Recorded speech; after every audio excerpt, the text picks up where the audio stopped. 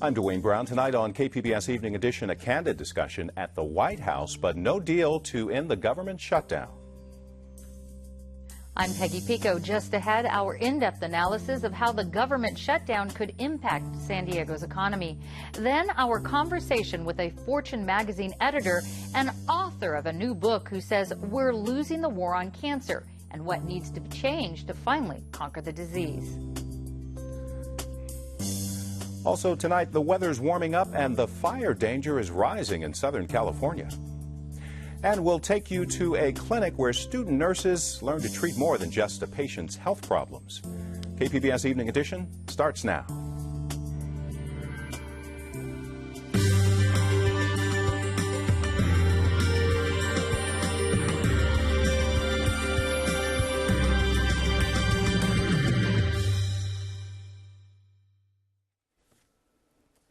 Hi, good evening. Thanks for joining us. Still no deal tonight to end the two-day-old government shutdown. President Obama met with leaders of both parties at the White House today. House Speaker John Boehner says it was a nice conversation, but he says the president won't negotiate. The House has sent the Senate 4 proposals to fund the government, all of them with major changes to the president's health care law.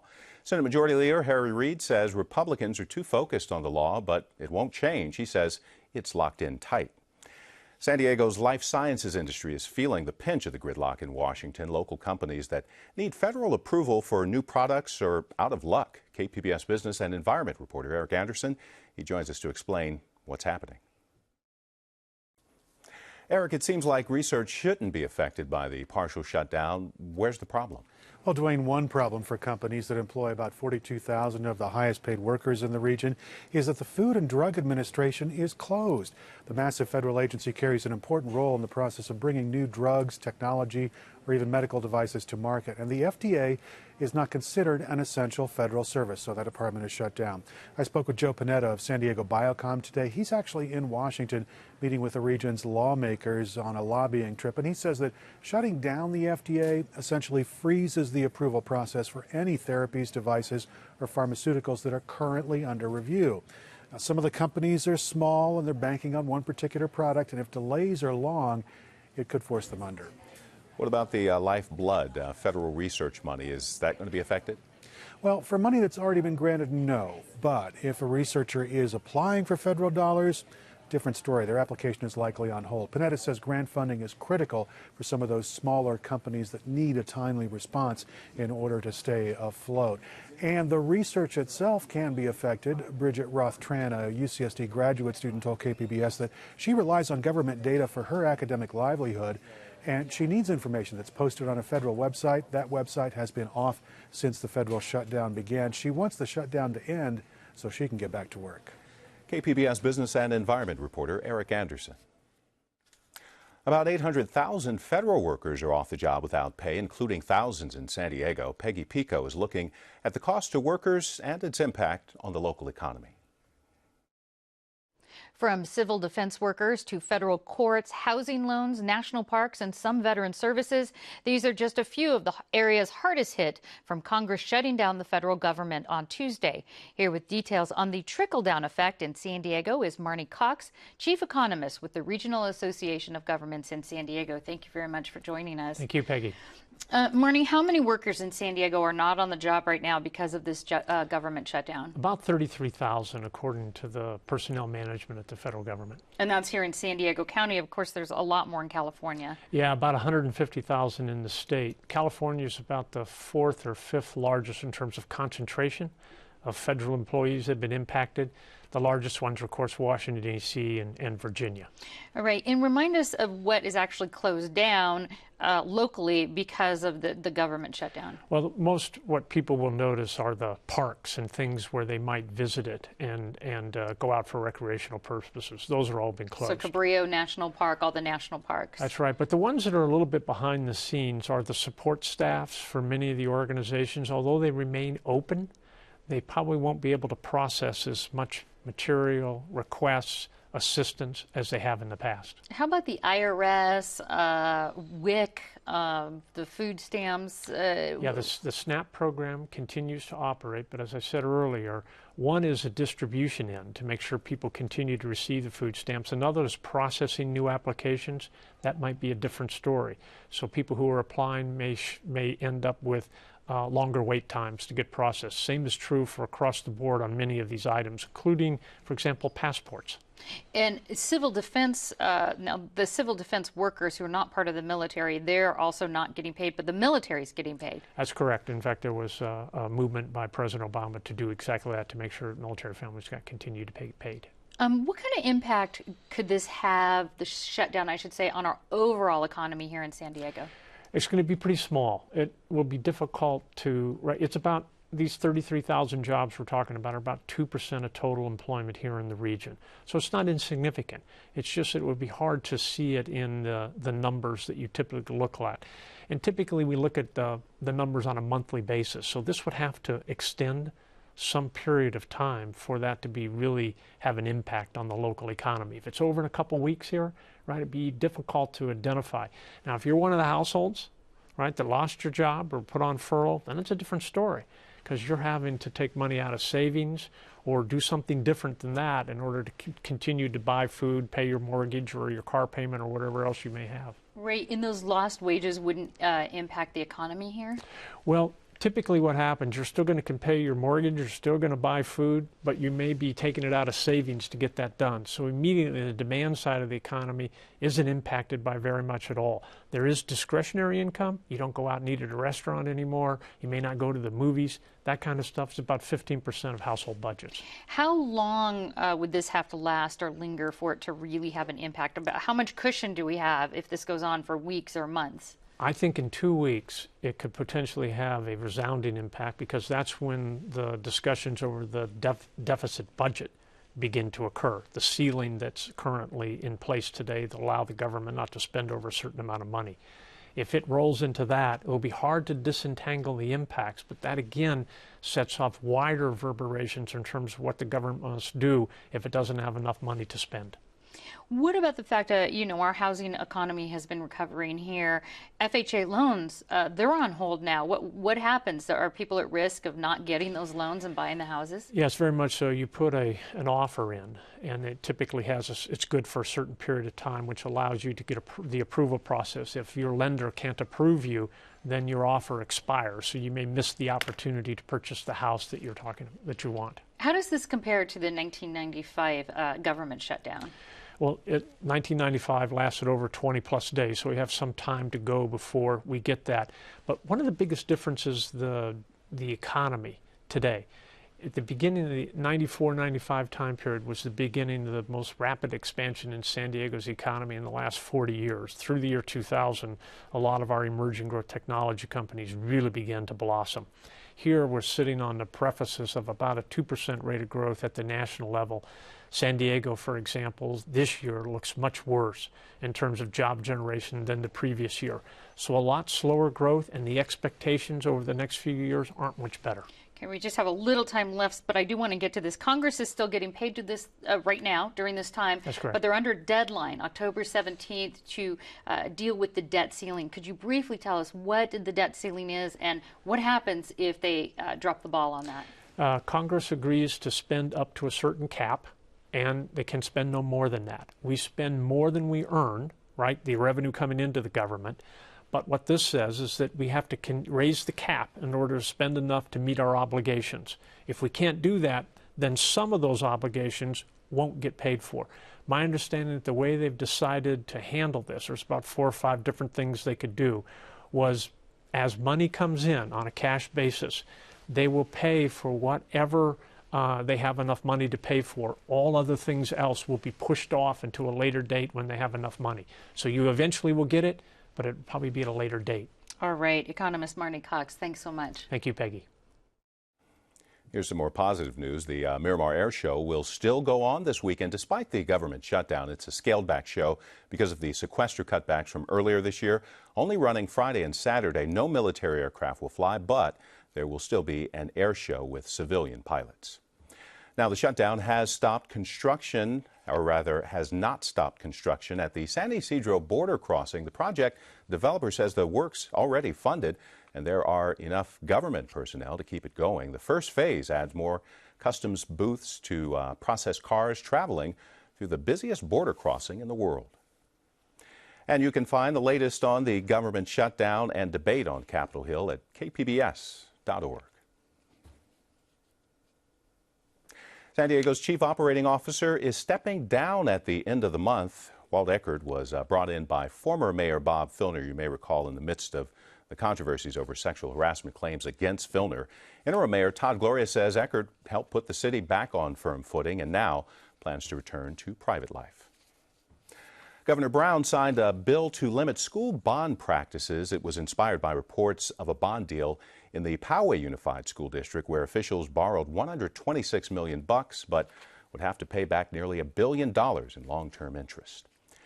Despite the government shutdown or partial shutdown, House Democrats announced an immigration bill today. It includes a path to citizenship for those in the country illegally and tightens border security. Lawmakers say they're ready to move on the legislation and hope the parties can come together on immigration. Be aware of your surroundings. If you're outdoors this weekend mowing the lawn or barbecuing, gusty winds and low humidity are expected to heighten the risk of wildfire around the county. Some of the most destructive fires we've had in California and San Diego have occurred in the months of October. So CAL FIRE crews are on high alert for a moderate Santa Ana this weekend, with possible winds up to 50 miles per hour for the inland valleys, even stronger gusts in the mountain and desert areas. We're going to be staffing up all of our frontline engines, all of our reserve apparatus, bringing on additional crew, also additional personnel throughout the unit. CAL FIRE Captain Kendall Bordeser says that means the 3-day, 72-hour normal work week will be extended based on the needs of the unit. And with the partial government shutdown, they'll also be available to assist with any troubles in the Cleveland National Forest. So in the event of any kind of fire, we're going to be working closely together, coming together to do what we need to do to mitigate the situation, get the fire put out. He says it's peak wildfire season and drought conditions have created plenty of fuel to fan the flames. We've had reduced rainfall throughout Southern California this year. We're in tinder dry conditions, and we're certainly on high alert here in San Diego. Now, a red flag warning will go into effect for most of the county on Friday morning.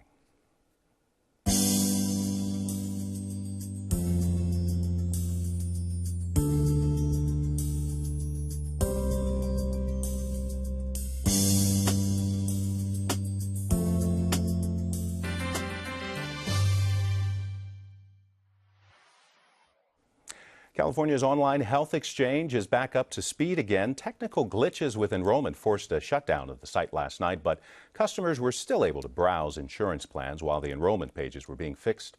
Covered California had more than 5.5 million visitors since the website went live Tuesday. Nursing schools teach students the latest technical and clinical skills, but what about the human skills a good nurse needs? That's where a clinic run by nursing students at Cal State San Marcos comes in. KPBS health reporter Kenny Goldberg tells us about a place where caring and empathy are front and center. It's Saturday morning in Ocean Beach. At the Episcopalian Church on Sunset Cliffs Boulevard, people mill about and wait for the doors to open. All these people have one thing in common. They're homeless. They've come here today to get a free meal and medical care. The director of the church, Nancy Holland, works the room. Good morning, how are you? How's it going? You come every Saturday? Yeah. You got to put your shirt on when you go back to New York. It's cold back there. I know. I'm going to lose my tan. Yeah, that's right. Holland has a smile and kind words for everyone. She says these people may be homeless and destitute, but they're still human beings. Not our job to judge. Our job is to love and to care for one another. So we leave the judging up to somebody else. That's the attitude in the free medical clinic, too, where all of the care is provided by nursing students from Cal State San Marcos, like Laura Lemby. And where is the pain coming from? Lemby is in her final semester of nursing school. In addition to assessing and treating patients, she's also one of the clinic managers. Lemby says she couldn't care less if her patients are homeless. We'll have the doctor come take a look at you. I mean, who knows how I would be if I was faced with these hardships and maybe mental illness or any other number of things that affect people and make it hard for them to make their way through life. Like, everyone needs help, like when they're sick. You should just help people because you're a nurse. That's what you do, and that's what nursing's all about. All of the clinic's patients have been through hard times. Take 61-year-old Anthony Jones, for example. You don't even want to hear what he's been through. He used to be a captain on Alaskan fishing boats, and now... Because I do not have an address, I'm living in a vehicle on a street. Okay, I have to register as a transient here. No, every 30 days I have to go in and register. If I do not go down and register, I will be arrested. I'm looking at 32 months in prison for not going down and registering. Jones says his only way of making money is to sell his plasma.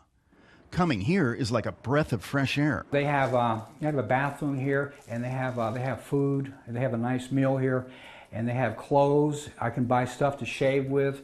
It's a very caring, loving place. On an average day, the nursing students treat up to 60 patients. So if you guys could, Cal State San Marcos's Mary Baker is their chief instructor, but she doesn't do much teaching here. Other than conducting a debrief at the end of the day, Baker lets the students run the show. She'll occasionally get on their case, but in a nice way. I try not to be too critical with the students. It's always about being a positive role model. And some days are better than others. Baker says working in the clinic helps students hone their clinical skills. They also learn something else that's just as important. One of my goals is that the students see people who are unsheltered as people, that they're all people, that they get to see the whole backstory of how they ended up where they are. This, make sure that gets bleached out. This we can save for clothes. That gets locked up because it's a Sharps. At the end of the day, Baker and her students clean up and put everything away. Laura Lemby says when she first heard about this clinic, she was a little apprehensive about working with the homeless. But she woke up. It's just the way it is, and you just got to deal with it, and it's hard for people, and I'm just glad that I can be there to help people out. Kenny Goldberg, KPBS News. The nursing school at Cal State San Marcos will open another student-run clinic in Oceanside this fall. 40 years ago, America declared war on cancer, but many cancers remain as deadly as they were back then. Peggy Pico finds out why. After hundreds of billions of dollars spent and 4 decades of intensive research, cancer remains one of the most vexing medical challenges in the world. Why? And what needs to change to finally conquer cancer? That's the focus of the new book, The Truth in Small Doses: Why We're Losing the War on Cancer and How to Win It, by Clifton Leaf, my guest, author, and contributing editor to Fortune magazine. Welcome, Cliff. Hi, Peggy. Thanks for having me. Yeah. So, Cliff, I'm a cancer survivor. You are too. You had Hodgkin's lymphoma, I understand, as a teenager. What is there about that experience that led you to conclude that there's something wrong with how cancer research is done? Well, actually, my experience was incredibly positive. You know, I was treated at the NCI during an explosive time of collaboration. It wasn't until I started looking at it as a business journalist that I actually suspected that we were losing.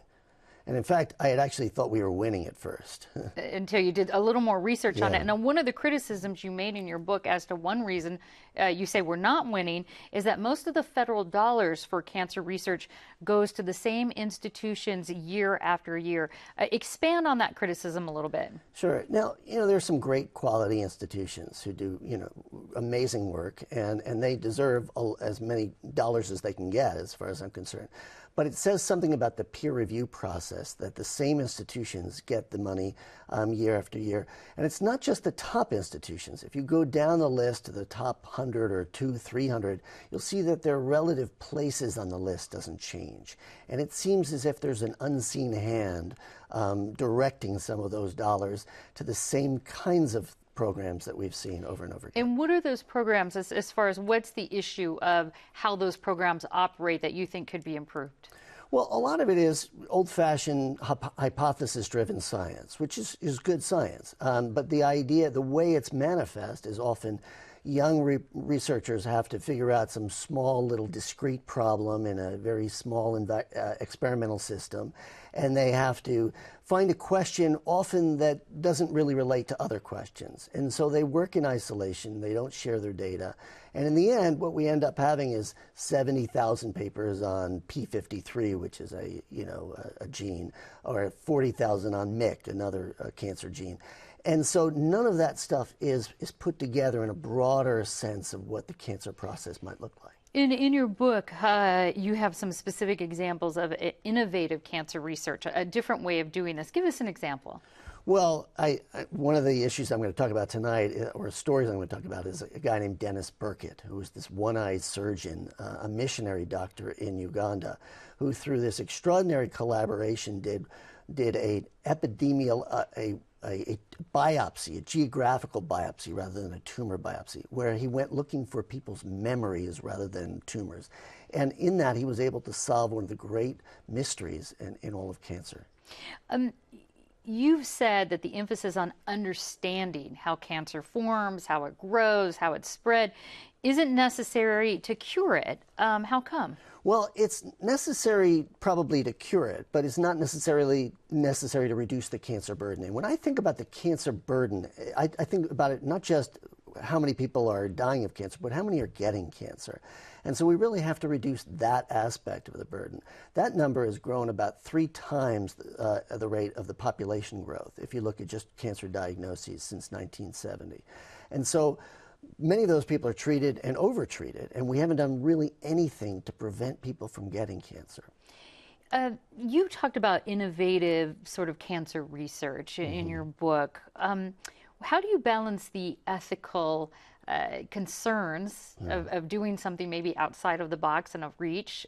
For instance, the doctor who invented chemo probably wouldn't have been allowed to do that today. How do you do risky research and are still ethical? That is the great question. It really is. Because if you go back and you look at Sidney Farber, who developed that first, chemotherapy regime for childhood leukemia, ALL, I mean, if he did that today, he'd probably be thrown in jail. I mean, it was completely against what our standards are in terms of patient protection. And you can go down the list of some of those early pioneers and say, well, this was really pushing the edge. Our challenge really is to figure out a way to make the current system more open to experimentation and allow and crunch the time it takes. And so if things don't take as long in terms of clinical trials testing or in terms of academic research, we can afford to take more risk because the cost is less. All right. Well, there's certainly a whole lot more in your book. Author Clifton Leaf, thanks so much for joining us. Thank you so much, Peggy. Great. I'm Gwen Eiffel on the next News Hour. The latest on the government shutdown as the stalemate in Congress continues. That's Wednesday on the PBS News Hour.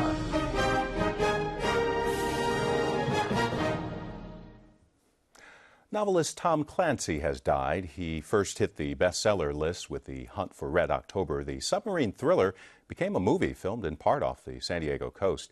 It was part of several Clancy books to go Hollywood. He also influenced video games. Clancy died yesterday in Baltimore. He was 66. San Diego Film Festival kicks off its 12th year tonight, and KPBS arts reporter Beth Accomando is here to give us a preview. Beth, the festival came under new leadership last year. How has this affected the event? Well, this is the second year under the new creative leadership of Kevin Leap. He's president of the San Diego Film Foundation, the nonprofit organization that runs the festival. He says he learned a lot from his first year, especially to scale back. So there'll be fewer events this year, but with what he calls a greater emphasis on quality over quantity. Quality over quantity. So what's on the agenda for tonight's opening? Leap is very happy to have the San Diego premiere of 12 Years a Slave. The film is based on the true story of Solomon Northup, a free black man abducted and sold into slavery in pre-Civil War America. The film is stirring some early Best Picture Oscar buzz. The screening will be at the Redding Gaslamp downtown at 7 p.m. tonight and will be followed by an after-party at the Bang Bang Club at Market Street. And how does the San Diego Film Festival compare to others in town? Well, LEAP says that quality and diversity set it apart, and that each year's entries guide the direction of the festival. So this year they had 1,400 entries and took 108 features, documentaries, and shorts. And this year, he says, there'll be a lot of showcasing of issue-driven documentaries like Mariel Hemingway's Running from Crazy about mental illness. And there's also a documentary, Breaking Through, about LGBT politicians running for office and becoming elected. Todd Gloria and Tony Atkins will both be featured in the film and are scheduled to be part of a panel. And any other highlights you want to tell us about? Sure. The festival is giving their annual Visionary Filmmaker Award this year to Judge Apatow in a ceremony Thursday night at the Museum of Contemporary Art at San Diego La Jolla. KPBS arts reporter Beth Accomando.